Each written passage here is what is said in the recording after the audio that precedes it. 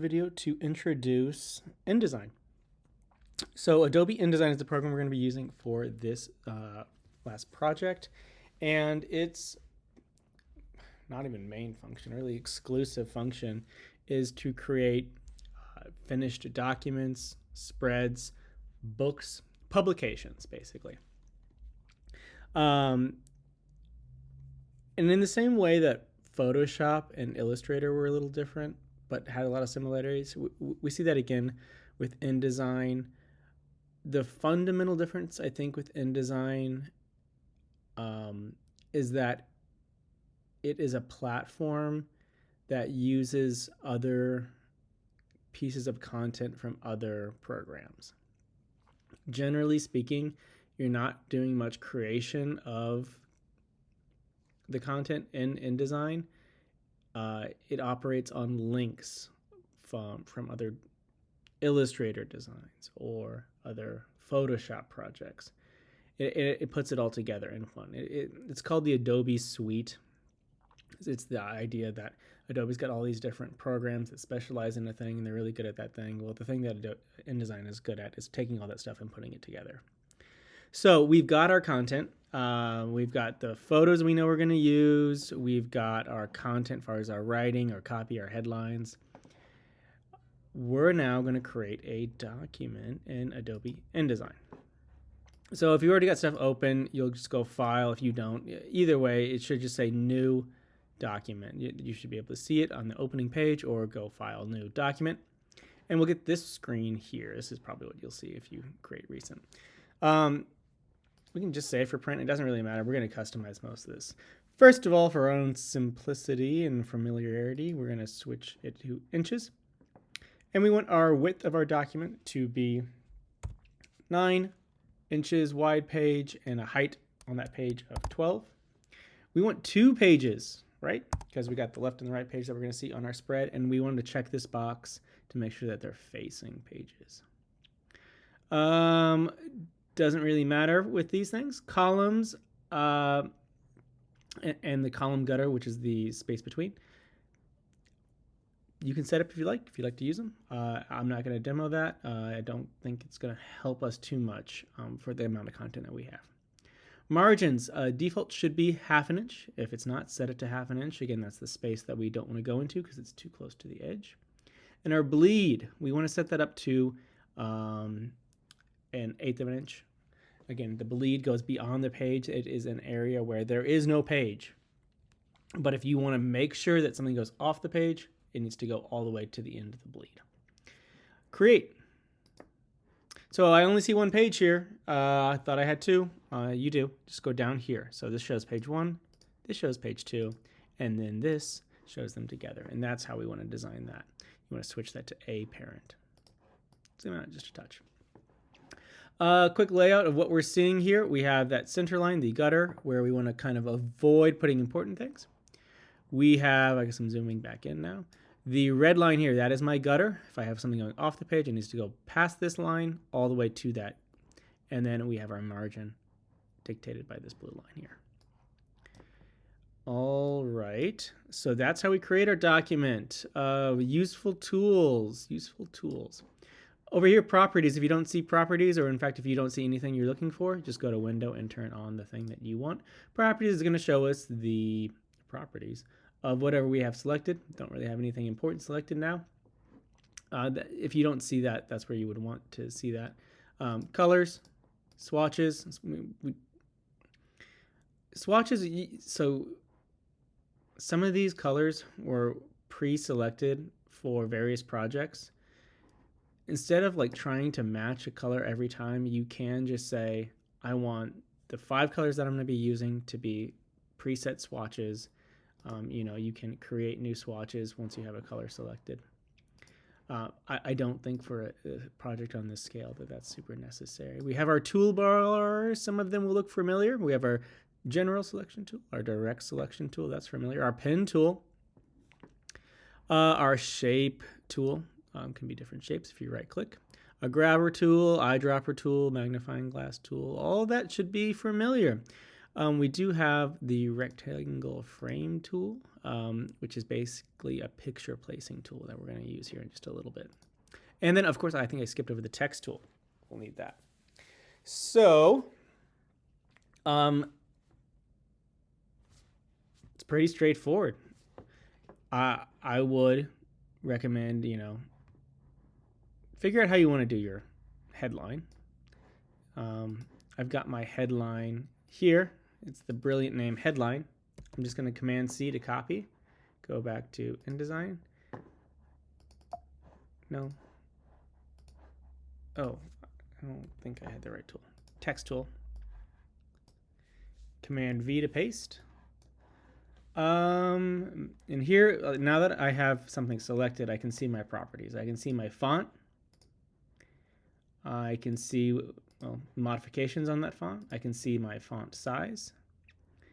I can adjust spacing. I can adjust how much letter spacing there is as well.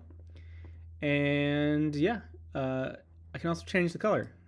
If I want it to be a particular stroke or any other color, I can do that. Okay, the reason I keep that separate is because we're going to want to be able to modify our new text box. Subheadline, Command C, Command V. This one, I might want to be a different font. I might want it to be a different size. I might want it to be adjustable independently so that it is maybe like the same width.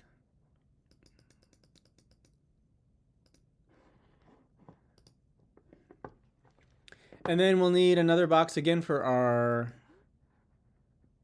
copy. This is just random yearbook stuff that I grabbed. So if I copy and paste that, this is actually going to be hard to read. Let me explain why. If we read this first line, and we're reading, and everything's going great, and then I get to here, mourn, oh gosh. It visually takes me a long journey all the way back to ing, and I might get lost. So we really don't want boxes to be that wide, text boxes to be that wide. This is much easier to bounce through like that. Now, when you have narrow text box like that, depending on how much space you've given yourself, you might not be able to fit everything in.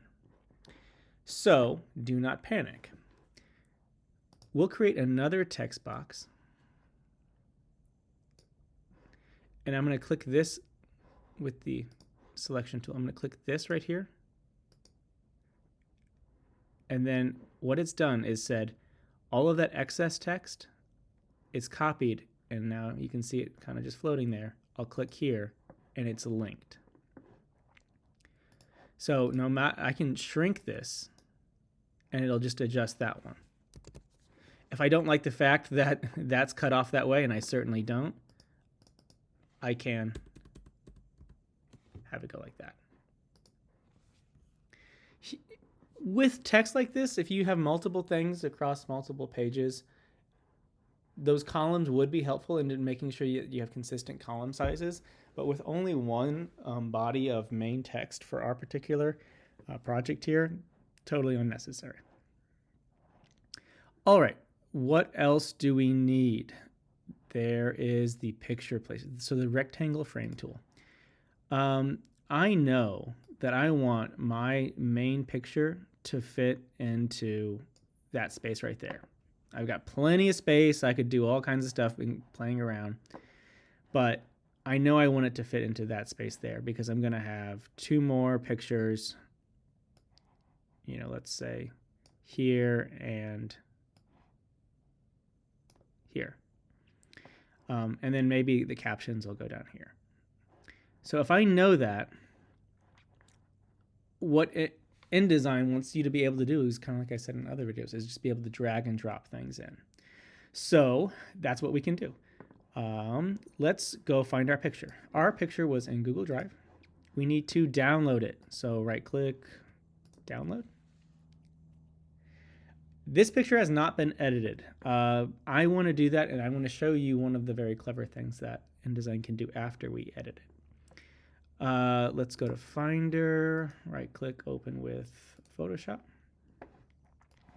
So this picture is looking great as a starting point, but I'd love to show you the histogram. The lights were off.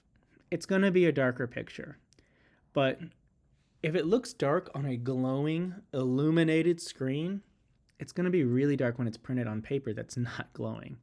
So let's go ahead, right click. Why would you not let me duplicate this layer? Oh, it's right there. Right click, duplicate layer, right click, convert to smart object. And now we're going to take that into filter, camera raw filter. Oops, no, sorry, I messed up. Filter, camera raw filter. Don't choose the top one because it often will just revert back to what was done last time. So we have our highlight clipping warning on. Everything that's white is blown out. Not much I can do about that. It's fire. It was glowing. My shadow clipping warning shows me where everything is too dark. It shows that by it being blue. Luckily, we're not in a big problem with that. Overall, though, we want to bump our exposure, but I don't want any more of that to go. So I'm going to drop my whites down some. Really, the majority of this needs the shadows coming up. Whites down more. Cool. Texture and clarity. I think clarity will be a really great one for this. Let me turn that off. That's just getting annoying now. Vibrance is going to bump all the other color. Saturation will bump all colors. Play around with what looks good to you. I think what I'll really want to do is the radial gradient tool. So I like the idea of this fire illuminating her and being in a dark room otherwise. So what I'm going to do is lower the exposure. I need to flip that. So where do we flip it? You can have it be the inside or the outside. And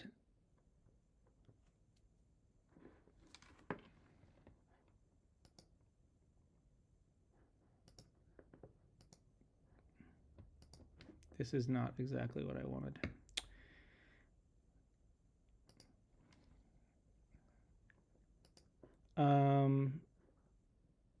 Maybe we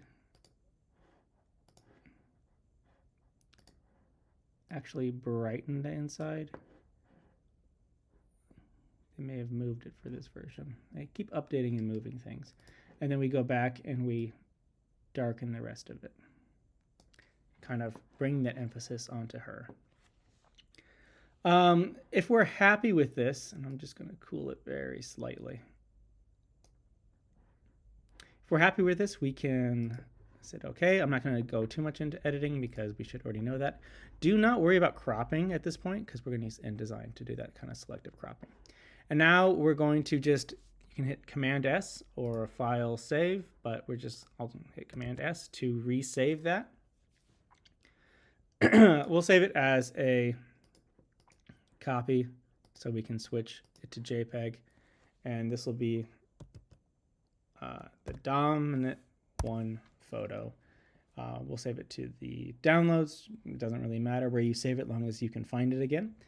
And we will save. Okay. Let's get rid of Photoshop for a second. Go back to InDesign.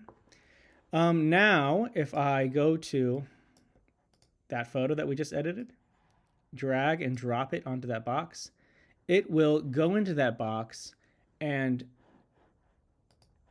I can move it within that box and it will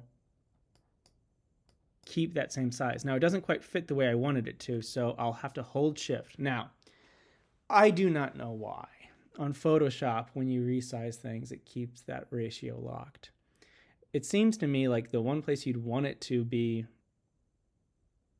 locked so you don't, I'll show you, squish people is in InDesign, where you're basically done with things. But you do need to hold shift to resize to fit.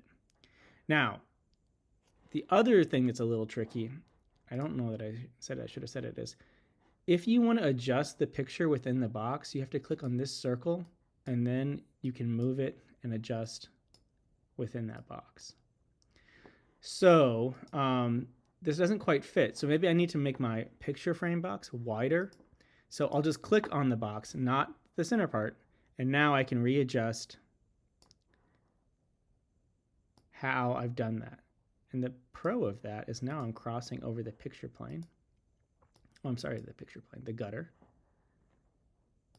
We'll bring that down so that it fits that way. And I'm reasonably happy with that. I can drag and drop my other photos here, changing this as I need. We want to kind of keep things lined up the best you can. That's kind of another rule, is try and avoid like stair stepping, stuff like that. Nice and lined. It helps the viewer's eye flow from one thing to another. All right, again, we can move things as needed. If you hold shift, then you can use the arrow key to jump 10 spaces. Also, if you hold shift and move manually, it'll lock it, so it's not going to let me move left and right unless it jumps. So that can be a helpful tool. We'll do our folio, and we'll do other pictures and our captions in the same way that I've shown you here. Gosh, then we're basically where we need to be. Oh, I mean, there's design elements. I could make something in Adobe Illustrator.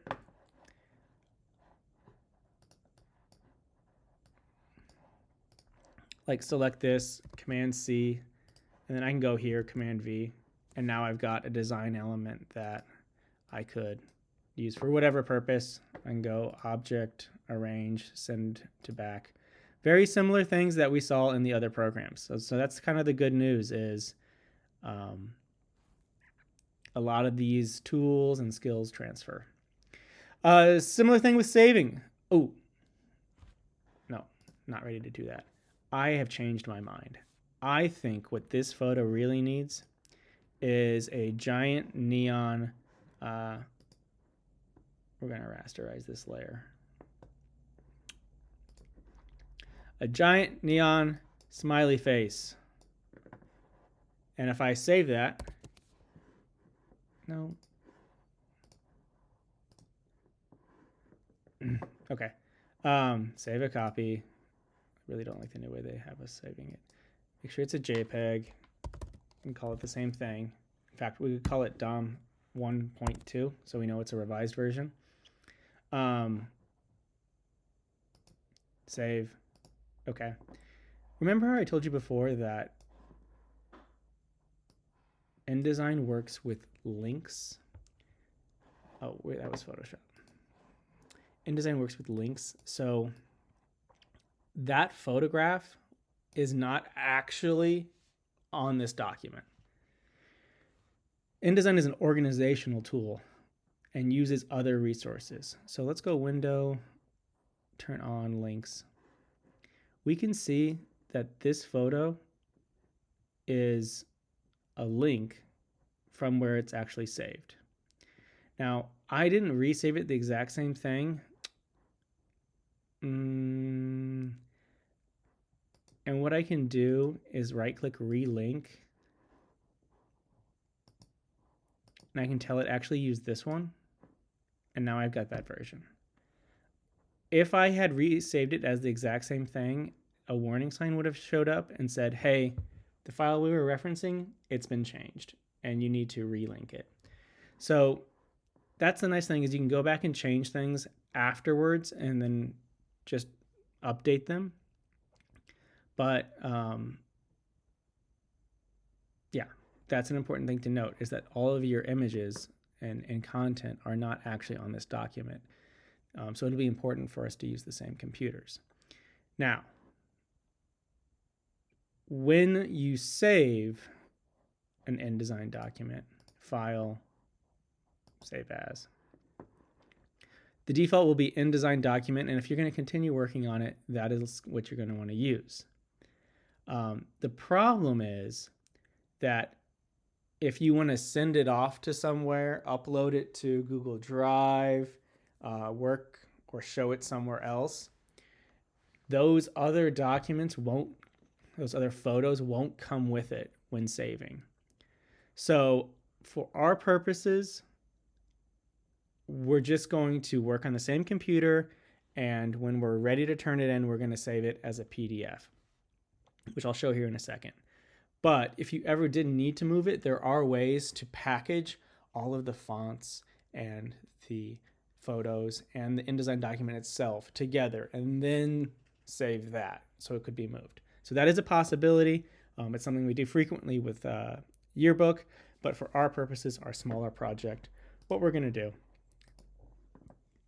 File, Export, and Adobe PDF for print is a great format for us. So File, Export, and then last name, then assignment is what you should save it as.